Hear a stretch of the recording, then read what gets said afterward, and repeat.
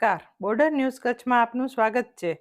લખપત તાલુકાના મુખ્ય મથક દયાપરમાં આવેલ બાયાસર તળાવ સારા વરસાદને પગલે 2 દિવસ અગાઉ ઓગની જતા રવિવારે સવારે વાજતે ગાજતે મોટી સંખ્યામાં ગ્રામજનોની ઉપસ્થિતિ વચ્ચે તળાવમાં આવેલ નવા નીરના પૂજન અર્ચન સાથે વધામણા કરવામાં આવ્યા હતા।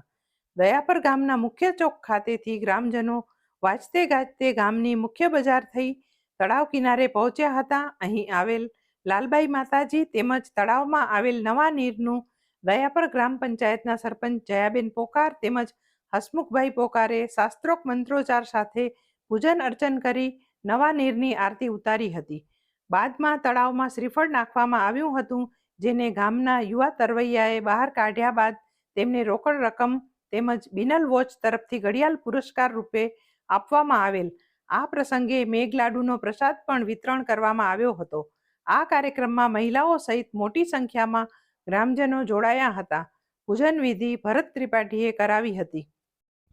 આ વિડીયો લાઈક કરવા અને શેર કરવા વિનંતી છે।